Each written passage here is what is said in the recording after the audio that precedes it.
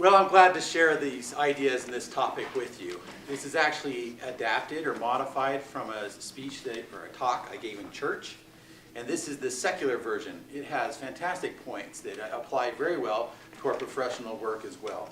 So to examine the relationship of a parent and a child, I propose is similar to examining the relationship of a boss and an individual contributor, or a boss and somebody who reports to that boss. Also, it applies to any relationship where there's a mentor and a learner. So whether you have parents or children, these relationships and dynamics I think apply. And in order to measure these and to get my point across, I'm going to use a main paradigm. And the paradigm I'm going to use to convince you about my main points. The paradigm is this, that for a parent or a mentor, there are two key roles that they fill. And one is to serve, and two is to teach. And then for a child or a learner, there are two key roles that they fill. And one is to serve, and then the other one is to learn. And to look at examples, I would love to pull from contemporary media. One of my favorite examples of a parent and child learning relationship comes from The Lion King. And The Lion King, actually, let me back up a little bit. I'm going to give 3 examples, and I'm going to give a high five to anybody who can tell me what an underlying similarity is from 2 of the examples, and it'll be a little bit of a challenge, so pay attention and maybe you'll get that high five.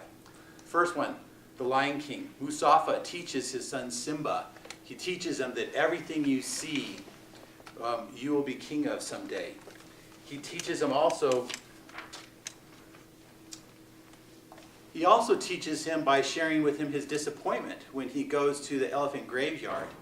And then after teaching him that he was telling Simba that he was disappointed, he then teaches him that being brave does not mean going looking for trouble, and teaches him some other points. I think throughout the movie there are fantastic teaching moments that come from Mustafa, and also come from the wise sage played by the baboon, who then teaches him by hitting on the back of the head with his staff, and then asking if it hurt, and then saying, well, don't worry about it, it happened in the past. And so we can learn from the past, like dodging the staff next time it's swung at you, but we don't have to worry about what happened in the past too much, or worry about the pain that comes from it, and move forward with our lives. The second popular media that I like to reference as far as teaching the relationship of a parent and a child is Star Wars. In this classic saga, we have Anakin Skywalker, who, although he's a Jedi Knight, makes some poor choices which were based on selfishness, and later becomes Darth Vader. Darth Vader has some interactions with his son, Luke Skywalker, later on. And as we look at Darth Vader's motives, we can try to use this paradigm. Was he serving, and was he a good teacher? Well, Darth Vader does try to get his point across, but he often uses torture as a mean, and threatening people's friends. May be effective, but I don't think he's a good teacher. And then as far as service, his main motive is to knock off his boss in order to rule the universe instead of him, and tries to coax Luke into joining him and ruling the galaxy and overthrowing his boss. So he's not really serving his boss very well either, because he knocked him off at the first chance. So I propose that Anakin Skywalker, or later Darth Vader, is an example of a poor father or a poor mentor rule. Of course, in the end, he does redeem himself, and has some acts of selflessness and service that I think help redeem him. The third example that I'd like to look at, one of my children's favorite movie, is the recent Muppet movie, Muppets Most Wanted. In this, Kermit is replaced by an imposter named Constantine. And Kermit is seen early on in the show as the person who really runs the show and tells people what they have time to do and what they don't have time to do in the Muppet Show.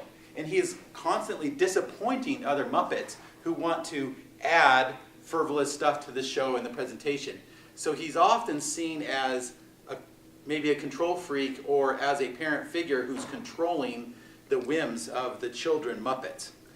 Constantine replaces Kermit, and the main difference that is not perceived by the other Muppets is that he lets them do whatever he wants. And they see him as being nicer because he lets them do whatever they want. But what I propose is that he's actually being selfless and not showing a good teaching role or a good serving role. And we even see that Constantine is selfish, like when he talks to his underling and says, we'll go down in history as the most famous criminals, and he says, it'll be my name, spacebar, spacebar, spacebar, your name. So he's not interested in serving or helping others. So Constantine is an example of a bad father, but we also have Kermit the Frog is an example of a good father or parent or boss or mentor role. From my personal life, I'd like to tell you about my parents and two experiences where they have been very effective teachers to me. The first, I think when I was the age of 12, I did something really bad, like really bad. I'm not ever going to tell you guys. And my parents sat me down and talked to me and told me how bad it was.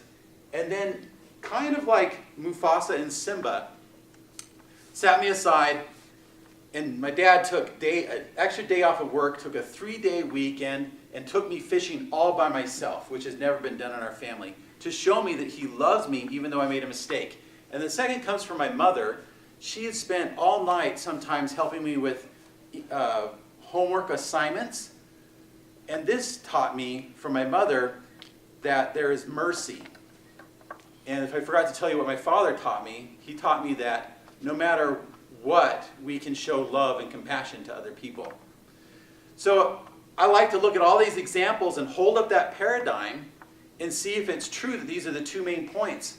Is a parent figure teaches and serves, and a follower or a learner serves and learns.